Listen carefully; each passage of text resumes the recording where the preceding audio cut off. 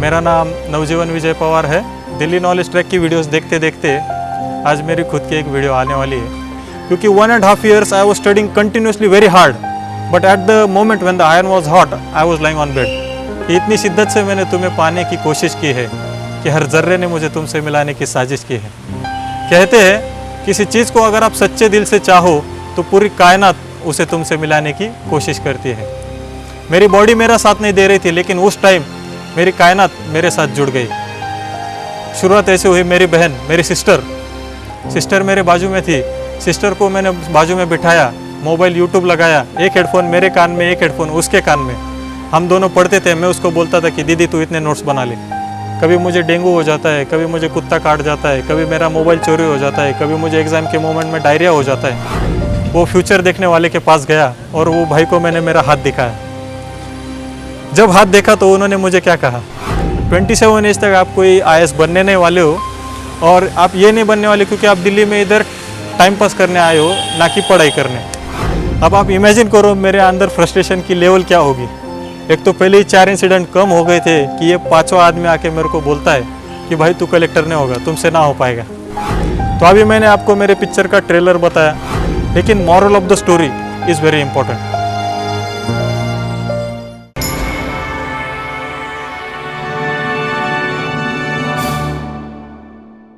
Hello दोस्तों, मेरा नाम नवजीवन विजय पवार है और मेरी रैंक इस साल 316 थी। इस रैंक के हिसाब से मुझे IAS कैडर अलॉट हुआ है। आज का दिन मेरे लिए बहुत ही ख़ास है, क्योंकि दिल्ली नॉलेज ट्रैक की वीडियोस देखते देखते आज मेरी खुद की एक वीडियो आने वाली है, और इस वीडियो में मैं आपको मेरी स्टोरी बताने वाला हूँ। मेरी स्टोरी एक सिंपल एक लाइन में है। 2017 में मेरी डिग्री हुई, 2018 में मैंने UPSC की एग्ज़ाम दी। ये एग्ज़ाम पूरे 1 साल तक चली और 2019 में मेरा रिज़ल्ट लगा, और इस रिज़ल्ट में फर्स्ट अटैम्प्ट में मैं IAS बन गया। तो जिस तरह हम कोई पिक्चर देखते हैं, एक पिक्चर का एक ट्रेलर होता है, उसी तरह ये मेरी स्टोरी का एक ट्रेलर है। पिक्चर अब शुरू हो जाने वाला है। मैं महाराष्ट्र से आता हूँ। मेरे गांव का नाम नवी बेज है, जो नासिक ज़िले में है। मेरे घर पे मेरे फादर फार्मर है और मेरी माताजी प्राइमरी स्कूल की टीचर है। और मेरा जो बैकग्राउंड है, एजुकेशनल बैकग्राउंड, मैं सिविल इंजीनियरिंग डिग्री की है मैंने महाराष्ट्र से, and after which I started preparations of UPSC। तो अब सिर्फ आप बोलते समय मुझे थोड़ा हैंडल कर लेना, क्योंकि मेरी हिंदी और इंग्लिश इतनी ज़्यादा स्ट्रॉन्ग नहीं है, फिर भी I would try to give my best आपके सामने। तो जब भी कभी मैं बोलता हूँ तो मैं बोलते समय मेरी डेट्स पर आप ज़रा ध्यान दीजिएगा। मेरा कॉलेज 27 मई 2017 को हुआ और 27 जून को मैं दिल्ली आ गया। दिल्ली मेरे दोस्तों के साथ आया था, और दिल्ली आने के बाद 28 जून को मैंने मेरी स्टडी चालू की। हमारी प्रीलिम्स की एग्ज़ाम 3 जून को थी। 1 साल तक मेरी प्रिपरेशन फुल ज़ोरदार से चालू थी, और ये प्रिपरेशन करते टाइम मेरा एवरेज डेली शेड्यूल, गांव से दूर यहाँ पर पढ़ने के लिए आए थे, तो मेरा मेजर फोकस ये स्टडी पे ही रहता था। स्टडी की प्रिपरेशन मेरी फुल फोर्स से चालू थी। बिफोर 3 जून, 1.5 महीने पहले हमारे लास्ट साल की बैच का रिज़ल्ट लगा, और उस रिज़ल्ट में मेरा एकदम खास दोस्त, जो मेरा एक सीनियर भी है, जिसने इंटरव्यू भी दिया था, वो पास ना हो सका। तो after all we are humans, मेरे अंदर भी थोड़ा एक कंपैरिजन चालू हुआ कि अगर मेरा दोस्त जो इतना सीरियसली स्टडी कर रहा था उसका नहीं हो रहा है, तो मेरा कैसे होगा। तो जो मेरी गाड़ी 2nd 3rd गियर पे चालू थी, मैंने उसको और टॉप गियर में लगाया। लास्ट 1.5 मंथ मैंने फुल फोर्स से प्रिपरेशन की, और फिर बाद में प्रीलिम्स में पास हो गया।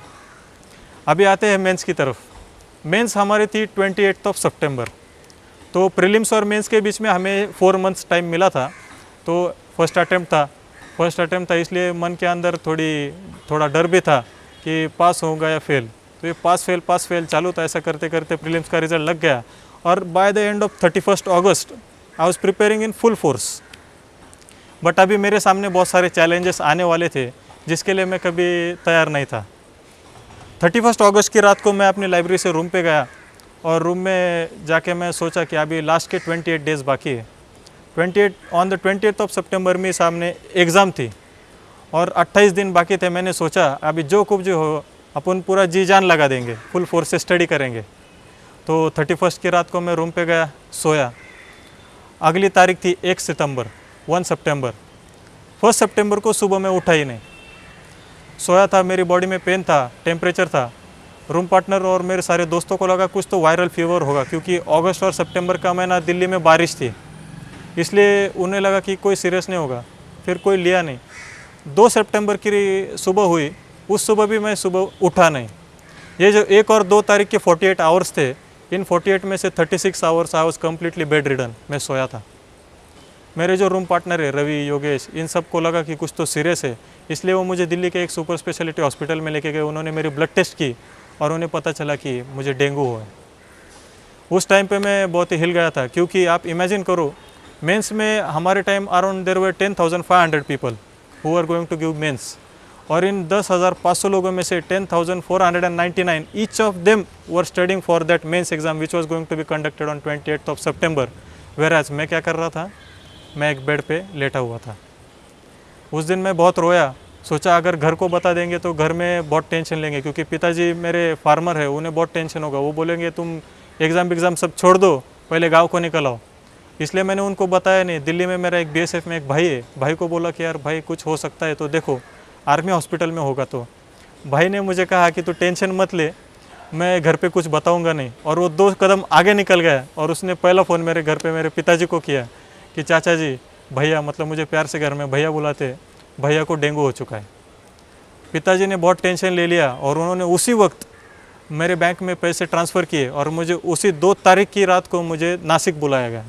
2 तारीख की रात को जब मैं घर पहुंचा तो घर पे ना चाय, ना पानी, ना नाश्ता, कुछ भी नहीं। सीधा मुझे उठा के वहाँ के गंगापुर रोड में कासलीवाल हॉस्पिटल है, वहाँ पे मुझे एडमिट कर दिया गया।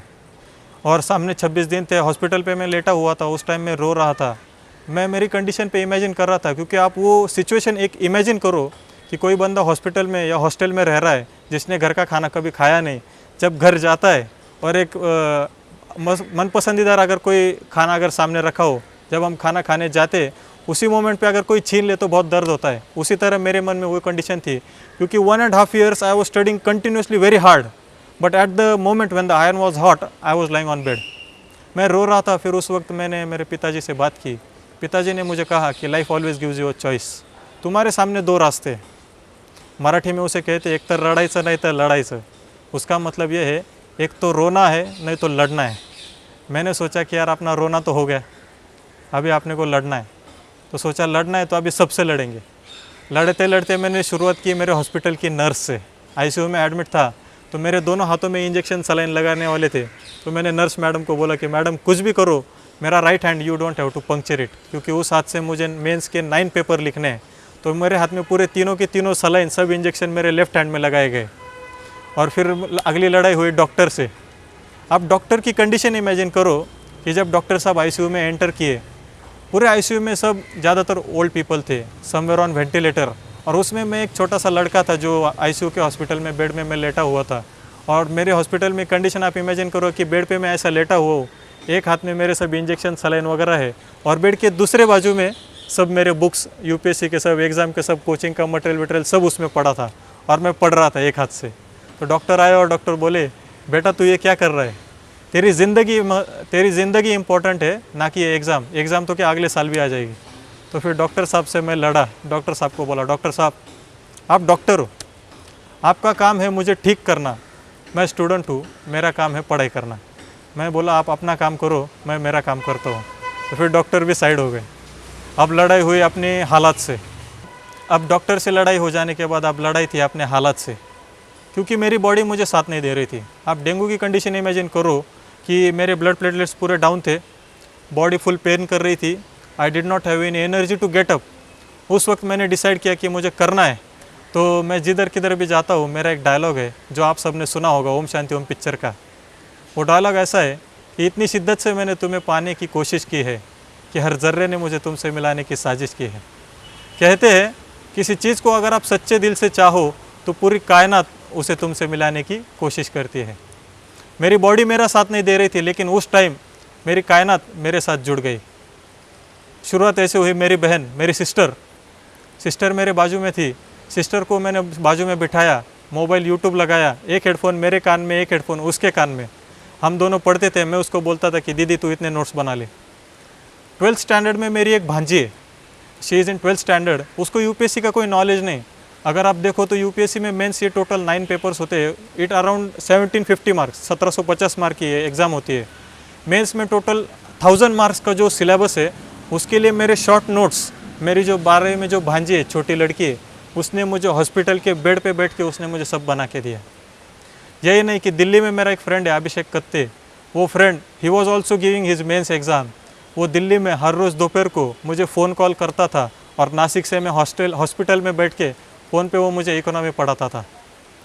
ये करते करते और एक मेरी दोस्त बारिया मंसूर, ये लड़की आप इमेजिन करो कि इसने अपने खुद के हार्डवर्क से उसने एथिक्स के नोट्स बनाए, और जब उसे मेरी कंडीशन पता चली तो उसने बेझिझक में उसके पूरे सारे नोट्स मुझे दे दिए, बोले कि जा बेटा पढ़ ले। और ये कहते हुए मुझे गर्व होता है कि उसके नोट्स पढ़ के एथिक्स में मुझे अच्छे मार्क्स आए, around 122 marks. I secured 122 marks in ethics which are among the highest in India. मतलब मेरे ऊपर भी औत है, लेकिन मैं भी उनमें गिनती होती है। फिर शुरू हुई 15 सितंबर तक मैं ऐसे ही हॉस्पिटल में था। माता पिताजी का कंट्रीब्यूशन इतना है कि उसके लिए जितना कहो उतना कम है, इसलिए मैं वो कहने नहीं वाला। 15 सितंबर को वापस नासिक से 1700-1200 किलोमीटर दूर वापस मैं दिल्ली आ गया। सामने बचे थे 13 दिन, और 13 दिन मेरे सामने वो बहुत ही घड़ी बहुत मुश्किल थी। रूम पे गया तो रूम पे मेरे अंदर कंपैरिजन चालू हुआ। उस टाइम मैं बहुत ही इमोशनली डिप्रेस था। उस वक्त जो मेरे सब रूम पार्टनर्स थे, मैं जिधर भी जाता हूँ ना, मैं उनका नाम लेता ही हूँ, तो आप भी थोड़ा सब्र रखिएगा। रवि, योगेश, नीलेश और ये सब मेरे रूम पार्टनर अक्षय खराद, ये तीनों चारों मेरे बाजू में बैठे। उन्होंने मुझे रोता हुआ देखा और उन्होंने कहा, वापस वही पिताजी की डायलॉग मेरे सामने आया कि life gives you a choice, तुम्हारे सामने दो ही ऑप्शन है, एक तो रोना है नहीं तो लड़ना है। जब मैं महापात्रा सर से मिलने गया, बहुत ही डिप्रेस था, क्योंकि अभी तक मेंस का रिज़ल्ट आया नहीं था और मेरे अंदर ये 2-3 इंसिडेंट्स हो गए थे। I was questioning my own self कि क्या मैं बन पाऊँगा कि नहीं।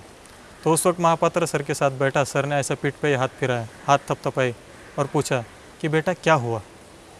जब सर ने क्या हुआ, ये हुआ का जब लास्ट वर्ड ख़त्म हुआ, वर्ड ख़त्म होते ही मेरे आंखों से पानी बहने लगा। I was literally crying. तो मैंने सर से सवाल पूछा कि sir I want to be an IAS officer.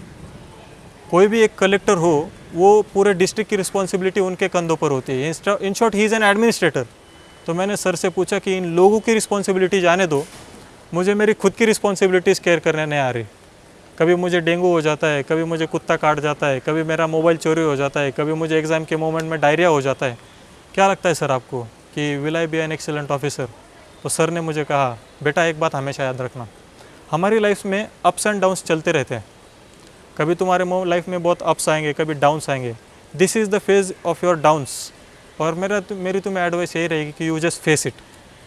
और उन्होंने जाते जाते एक लाइन कही कि one day I know that one day you will be an excellent officer. ये सोच के मैं वापस आ गया और अभी मेरी 5वीं इंसिडेंट होना बाकी था। जब मैंने फुल फोर्स से मैंने प्रिपरेशन चालू की, उसी वक्त फिर मेरे कुछ खास दोस्त थे, उन दोस्तों ने देखा कि यार अपना ये दोस्त क्या है, इसके साथ बहुत सारे इंसिडेंट्स हो रहे हैं। उन्होंने पूछा कि चलो हम तुम्हारा भविष्य देखने जाते हैं। तो अब अगर आप इमेजिन करो कि we are the persons who should follow scientific temper, we should be people who are aspirants of science, और अगर हम ये हॉरोस्कोप, ये फ्यूचर में अगर हम भरोसा रखने लगे, and it would not be a wise decision. Imagine करो कि एक डिस्ट्रिक्ट कलेक्टर है और आपके डिस्ट्रिक्ट में अगर फ्लड आया है, सपोज़ वो फ्लड रिडन पीपल अगर डिस्ट्रिक्ट कलेक्टर साहब के पास जाते हैं, साहब हमारे घर से पानी कब जाएगा, और वो बोलेंगे जाओ आपका भविष्य देख के आओ, तो चलेगा क्या? नहीं, ऑब्वियसली नहीं चलेगा। उसी कंडीशन से it was against my principles, but दोस्तों का प्यार थोड़ा बहुत ज़्यादा ऊपर था, इसलिए I had to accept that philosophy. और मैं वो फ्यूचर देखने वाले के पास गया और वो भाई को मैंने मेरा हाथ दिखाया। जब हाथ देखा तो उन्होंने मुझे क्या कहा कि तुम 27, जब तक तुम्हारी, मराठी में कहता हूँ, 27व्या वर्षापर्यंत तू काय कलेक्टर होणार नाही, आणि दिल्लीला जरी तू आलायस तर तू कलेक्टर व्हायला नाही, तर तू इथं टाइमपास करायला आलायस।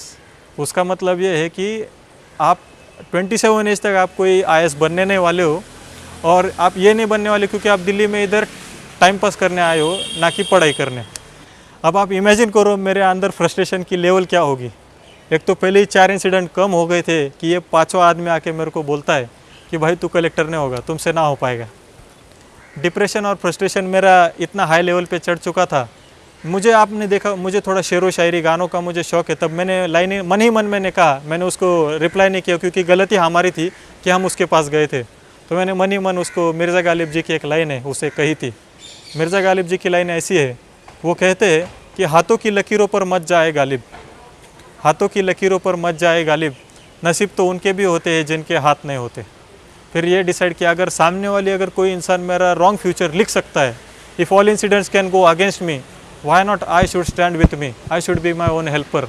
उसी वक्त मेरा मेंस का रिज़ल्ट आया और मेंस के रिज़ल्ट में मैं पास हो गया। अभी मेरी तैयारी थी इंटरव्यू की, इंटरव्यू का फेज़ था और हाँ, ये फेज़ के हिसाब से मुझे DKT दिल्ली नॉलेज ट्रैक का भी मैं आभार मानता हूँ, क्योंकि मैंने जो शुरू में कहा कि DKT के वीडियोस देखते देखते आज मेरी खुद की वीडियो आ रही है। ये कहते ना पूरी कायनात, उस टाइम में DKT का भी कंट्रीब्यूशन था कि इंटरव्यू के चंद दिनों पहले ही अनिल स्वरूप जी का एक वीडियो आया था। उसमें उन्होंने मेरे बहुत सारे डाउट्स थे, उन्होंने बहुत सारे डाउट्स क्लियर किए थे और वही पर्सपेक्टिव लेके मैं इंटरव्यू गया था। तो अब मैंने कहा कि अगर सामने वाला इंसान मेरा फ्यूचर लिख सकता है, then why shouldn't I write my own future. मैंने खुद अपने हाथों पर भरोसा रखा और मेरा इंटरव्यू 25 फरवरी को था। 23 फरवरी को मैंने दिल्ली से एक लेटर लिखा मेरे पिताजी, मेरी माताजी और मेरी बहन को। मैंने लेटर में लिखा, प्रिय पप्पा मम्मी ताऊ, आप कैसे हो? यहाँ पे सब ठीक है, कल परसों मेरा इंटरव्यू होने वाला है। बट लेटर लिखने का कारण ये है कि UPSC 2018 का रिज़ल्ट आ चुका है और इस रिज़ल्ट में आपका बेटा नवजीवन विजय पवार ये एग्ज़ाम फर्स्ट अटेम्प्ट में क्रैक हो चुका है and he is securing Indian administrative service IAS officer. ये करके मैंने मेरा लेटर लिख दिया, मैंने लेटर पोस्ट कर दिया। 25 तारीख को गया, फुल कॉन्फिडेंटली मैंने मेरा इंटरव्यू दिया। इंटरव्यू देने के बाद घर आया, घर आके थोड़ा टाइम पास चिलिंग किया और जो मैंने कहा ना टाइम 6:55 PM, ये टाइम मेरे लिए मतलब ये मोमेंट, मुझे क्या पता कोइंसिडेंस हो कि यही मोमेंट पे थर्ड इंसिडेंट हुआ। It was good for me कि मैं 4 व्हीलर ड्राइविंग सीख रहा था। उस टाइम मेरे कार में मेरी माताजी भी आई थी, वो बोल रही थी चल बेटे तेरी गाड़ी चलाते हुए देखते हैं। तो ऐसे करते करते हम डिंडोरी करके गाँव उधर गए और फिर वो आप लोगों ने मगधीरा पिक्चर देखा होगा, मुझे थोड़ा फिल्मी है, बोलते ना जब दो लोग मिलने वाले हो तो बहुत सारे इंसिडेंट्स हो जाते। उसी तरह रिज़ल्ट लगने वाला था, उसके मोमेंट टेलीग्राम व्हाट्सएप के सब ग्रुप पे आ रहे थे कि रिज़ल्ट लगने वाला है और उसी मोमेंट पे मेरे पिताजी का मुझे फ़ोन आया कि बेटा क्या हुआ, रिज़ल्ट लगा कि नहीं, क्या हुआ, तुम क्या होने वाला है? मैंने बोला पिताजी रिज़ल्ट अभी आज आने वाला है शायद, but I don't know whether क्या कि मैं पास होऊंगा या फेल होऊंगा, मुझे थोड़ा डर लग रहा है। पिताजी बोले कि हमें एक बात तो गारंटीड है कि तू कुछ पास हो या फेल हो, हमें उसकी कोई फिक्र नहीं, but we are going to always be with you, क्योंकि हमें मालूम है कि तू पूरे जी जान से तूने एग्ज़ाम दी थी। और वो फ़ोन जब चालू था उसी मोमेंट पे मुझे 2 कॉल आ गए और वो कॉल फिर मैंने कट किया और देखा मेरे रूम पार्टनर रवि और सचिन का कॉल था। मैंने रवि को कॉल किया और रवि को फ़ोन करने के बाद उसने कहा की भावा नव्या तू पास झालेला आहेस, तुझा रँक 316 आलेला आहे आणि तुला आता IAS भेटते। इसका हिंदी में मतलब ये था कि भाई तू पास हो गया है, तेरा रैंक 316 आ गया है and you are securing Indian administrative service officer. तो अभी मैंने आपको मेरे पिक्चर का ट्रेलर बताया, आपको मेरी पिक्चर भी बताई, लेकिन moral of the story is very important. Moral of the story क्या है? आपको मैं अगर पूछता हूँ, अभी यूट्यूब है, आप रिप्लाई कर पाओगे या नहीं मुझे मालूम नहीं, लेकिन एक क्वेश्चन पूछता हूँ, आप हिला लेना आपका सर। जब मुझे डेंगू हुआ उस टाइम अगर मैं हॉस्पिटल पे मैं रोते हुए बैठता था तो क्या मैं आज इधर ये वीडियो के सामने होता? नहीं। जब मुझे किसी कुत्ते ने काटा, वो कुत्ते के पीछे अगर मैं भागते गया तो क्या आज मैं इधर खड़ा होता? नहीं। जब मेरा मोबाइल चोरी हो गया और वापस मैं रोते बैठ के दिल्ली सब छोड़ के घरदार आके अपनी खेती में लग जाता तो क्या मैं आज पास होता? नहीं। जब किसी आदमी ने मेरा फ्यूचर बताया कि तू ना हो पाएगा, उसको अगर मैं उसके ऊपर बिलीफ रख के सब कुछ छोड़ देता तो क्या आज मैं बन पाता? नहीं। इसका मतलब क्या है? लाइन वही है कि life never gives you a dead and, life always gives you a choice होती है, एक तो लड़ना है या फिर भागना है। अगर आपके लाइफ में कभी भी कोई भी इंसिडेंट्स हो, पाँचों उंगली सेम नहीं है, आपके लाइफ में भी कभी कोई डिफरेंट इंसिडेंट्स हो तो उसको आप you face it bravely and I know that one day you will emerge successfully. Thank you for giving me an opportunity here. Thank you. ये बोल के मैं अपनी लाइन ख़त्म करता हूँ।